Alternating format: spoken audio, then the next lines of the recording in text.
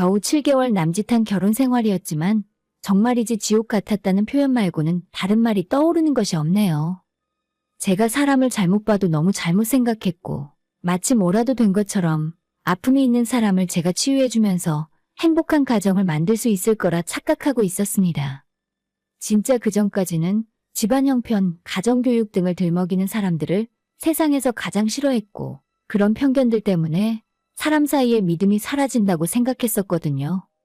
적어도 저만은 다른 사람의 내면의 진정한 모습을 볼 수 있다고 믿었기 때문에 남편의 아픈 과거조차 큰 문제가 아닐 줄 알았어요. 저는 평범한 부모님 밑에서 자랐고 외동딸이라 부모님의 사랑을 독차지하면서 살았죠. 그래서 세상 무서운 게 아무것도 없었고 그 어떤 나쁜 사람이라도 내면은 착한 심성이 남아있다고 생각했어요. 저희 시댁 쪽 집안 형편이 좀 어려웠고 단순히 가난한 것을 넘어서 큰 문제가 하나 있었습니다. 시아버님 되시는 분이 전과도 있고 저희 남편이 어렸을 때부터 집안을 다 뒤집어 놓으셨다 하더라고요. 매일 술 드시고 밖에서도 사고를 치고 집에서도 제 남편과 시어머니에게 주먹을 휘두르는 날도 많았답니다. 결국 견디다 못해 남편 중학교에 입학했을 때 시부모님은 이혼을 하게 되셨는데 문제는 그 뒤로 아버님의 상태가 더 안 좋아져서 몇 번의 폭력 전과가 생겼고 지금도 마찬가지의 이유로 교도소에서 복역하고 있는 중이에요. 진작에 이혼하고 남남이 되었다지만 그래도 남편을 낳아주신 하나뿐인 아버지였기 때문에 친척들로부터 소식은 종종 전해 듣는 것 같더라고요. 직장 생활하면서 주변 사람들의 소개로 만난 남편은 성실하고 바른 사람처럼 보였었는데 왠지 모르게 사람과 대화하는 것을 조금 어려워했고 본인이 갖고 있는 능력에 비해서 자신감이 많이 떨어져 있었어요. 그게 전부 어렸을 적 아버지로부터 당한 괴롭힘 때문이라 생각하니 제가 더 마음이 아프고 상처를 보듬어주고 싶은 마음이 들었습니다. 정말 지금 생각해도 내가 미쳐도 단단히 미친 거지. 내 앞가림도 똑바로 못하면서 누가 누굴 보살펴주겠다고 나서서 인생을 이렇게 꼬아놓았는지 모르겠네요. 아무튼 남편과 결혼 전 연애를 3년 했었는데 알면 알수록 집안 상황이 기구하더라고요. 어머님은 예전 트라우마 때문에 정상적인 직장 생활을 못하시고 인력사무소를 통해서 그때그때 하루 일당 받고 일을 하시는 중이었어요. 정기적으로 정신과 상담도 받으시고 약을 먹어야 불안함도 없어지고 잠을 잘 수 있다 하더라고요. 저희 결혼하기 전에는 당연히 남편과 어머님이 둘이 의지하며 살고 있었는데 결혼하고 나서도 셋이 같이 살 수는 없어서 최대한 시댁과 멀리 떨어지지 않은 곳으로 신혼집을 정했습니다.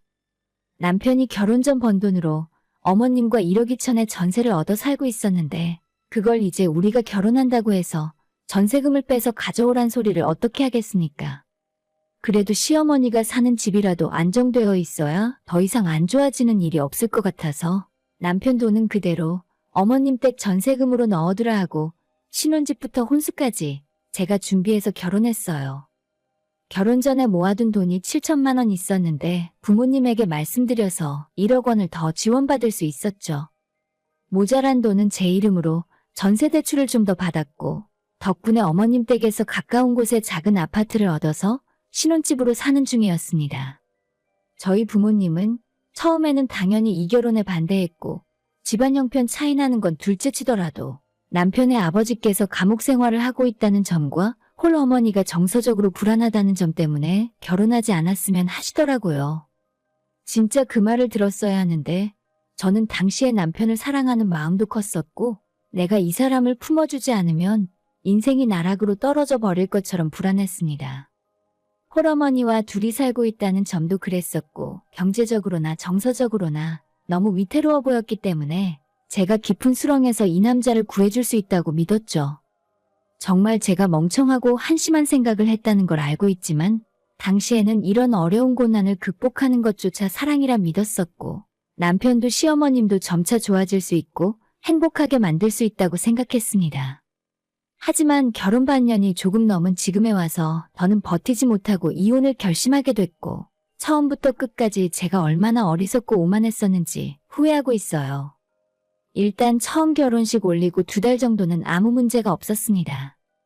혼자 남겨진 시어머님도 나름 적응 잘하고 계신 것 같았고 집이 가깝다 보니 저와 남편이 자주 찾아뵙고 필요한 것이 있으면 그때그때 문제를 해결해 드릴 수가 있었어요.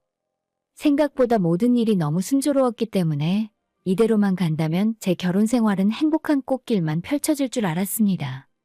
하지만 그로부터 얼마 후에 시댁에서 어머님과 함께 식사를 하고 있었는데 어머님께서 굉장히 사소한 일에 화를 내며 숟가락을 집어던지고 욕설까지 내뱉으셨어요. 그날 어머님께서 찜닭이 먹고 싶다 하셔서 저희 부부가 포장해서 가져갔는데 생각보다 조금 매웠는지 젓가락질을 하시면서 계속 맵다 하셨거든요. 어머님 매우세요? 물을 좀 더 붓고 한 번 더 끓일까요?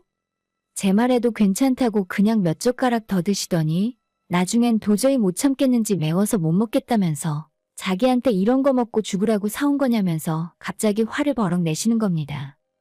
조용히 밥 잘 먹고 있었는데 갑자기 숟가락을 집어던지고 화를 내시니까 너무 황당했고 안방문을 소리나게 쾅 닫고 들어가시더니 그대로 식사를 그만하시더라고요.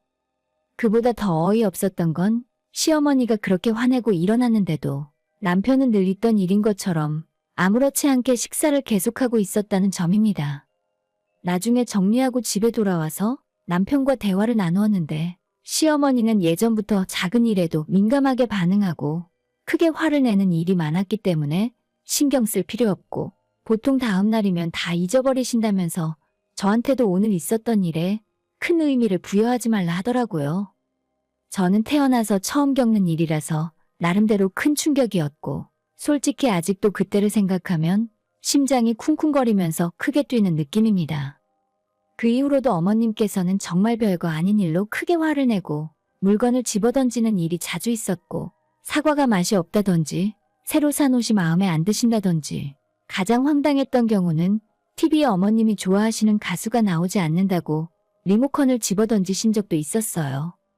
뭔가 아주 작은 일에도 크게 반응하시고 감정 조절을 전혀 못하는 듯 했습니다. 저는 이런 어머님의 모습이 너무 걱정되면서도 동시에 무섭기도 해서 남편에게 어머님을 좀 더 전문적인 치료를 받게 해야 하는 거 아니냐고 물었는데 그때마다 남편은 심드렁한 표정으로 이미 정기적으로 상담도 받고 있고 약도 드시고 있기 때문에 큰 걱정할 필요는 없단 소리만 계속하더라고요. 예전부터 남편의 부모님이 크게 싸우고 심하면 물건도 집어던지는 등 일반적인 수준보다 훨씬 거친 환경에서 자랐기 때문에 그런지 남편도 이런 시어머니의 모습을 대수롭지 않게 받아들이는 것 같았죠. 그나마 한 가지 다행인 점은 저희 남편은 전혀 그런 성격이 아니었고 오히려 제 눈치를 훨씬 많이 보고 서로 작은 말다툼만 하더라도 저한테 잘못했다고 사과하며 싹싹 빌었어요. 어떨 때는 조금 과하다 싶을 정도로 먼저 사과하는 모습을 보였기 때문에 시어머니의 저런 문제 있는 행동을 보면서도 남편을 믿으며 참고 살았습니다. 하지만 시어머니가 적절한 치료를 받고 있다는 남편의 말과는 달리 시간이 지날수록 시모의 꼬장과 난동은 점점 심해졌고 그 화가 다른 곳이 아닌 저한테로 향하는 일이 많아지면서 문제가 더욱 커지기 시작했어요. 어머님이 가장 좋아하는 과일이 사과였기 때문에 얼마 전에도 어머님 댁 가면서 사과를 사들고 찾아갔더니 대뜸 사과 싫어하는데 왜 사왔냐고 하시더라고요. 어머님 사과 좋아하시잖아요? 요즘 맛있다고 해서 사왔어요. 냉장고에 넣어둘 테니까 심심할 때 하나씩 꺼내서 드세요. 라고 했더니 자기가 언제 사과 좋아한다고 했냐고 이딴 사과는 가져가서 너나 처먹으라며 냉장고에 있는 사과를 꺼내 제 쪽으로 집어던지시는 겁니다. 다행히도 제가 직접 맞지는 않았는데 사과를 사다가 냉장고에 넣어놓은 일이 이렇게까지 화를 낼 일인가 싶었어요. 제 딴에는 잘해드린다고 신경 써서 찾아간 건데 이런 반응으로 돌아올 줄은 몰랐던 거죠. 어머님이 도저히 말이 안 통하고 혼자 화가 많이 나 있었기 때문에 그대로 집에 돌아와서 이 상황을 남편에게 이야기했더니 자기 엄마한테 그렇게까지 신경 쓰지 말라면서 퉁명스러운 대답이 돌아오더라고요. 저는 너무 화가 났고 어머님의 상태가 더 나빠지기 전에 더 큰 병원이나 확실한 기관에서 치료를 받으시는 게 좋을 것 같다 이야기했더니 이전까지 한 번도 큰 소리를 내거나 저한테 화를 낸 적 없던 남편이 버럭 소리를 지르는 겁니다. 그럼 우리 엄마가 정신에 문제가 있다는 거야? 당신이 너무 귀찮게 하니까 짜증나서 저러시는 거잖아. 그냥 제발 가만 좀 놔두라고. 라고 화를 내더니 제가 놀라서 아무 말 못하고 눈만 동그랗게 뜨고 있자 급하게 미안하다고 사과하면서 화낸 게 아니라 그냥 답답해서 한 말이라며 대충 얼버무리고 넘어가려 하더라고요. 하지만 그게 시작이었고 그 이후로 시어머니에 이어 남편마저 본인 뜻대로 일이 안 풀리면 소리를 지르고 화를 내는 일이 자주 있었습니다. 특히 어머님에 대한 이야기를 제가 하려고 하면 자기들은 아무 문제 없다면서 더 이상 이야기하지 말라는 식으로 소리를 질렀어요. 나중에는 저까지 정신이 이상해질 정도라서 평소에 잘 웃고 항상 긍정적으로 생각을 하던 제가 작은 일에 신경질적으로 반응하게 되면서 그 인간들이랑 똑같아지더라고요. 회사에서 일을 하고 있다가 동료의 작은 실수에 어느 순간부터는 제가 마음속으로 심한 욕을 하고 있는 걸 깨닫게 된 이후로 내가 저 사람들을 보살피는 것이 아니라 나까지 똑같이 물들어가고 있다는 걸 알게 되었습니다. 남편과 대화를 길게 나누다 보면 항상 말다툼으로 끝이 났고 최근에는 시어머니처럼 대화가 잘 안 풀릴 때면 물건까지 집어던지기 시작했어요. 진짜 이런 생각을 하면 안 된다고 생각하지만 남편이 어려서부터 지금까지 보고 자라온 환경 자체가 이런 거라서 도저히 저런 버릇을 고치기 힘들더라고요. 한 번은 저랑 거실에서 말다툼을 하다가 말이 너무 길어지는 것 같길래 더 이상 싸우기 싫으니 오늘은 여기서 대화를 그만하자고 했어요.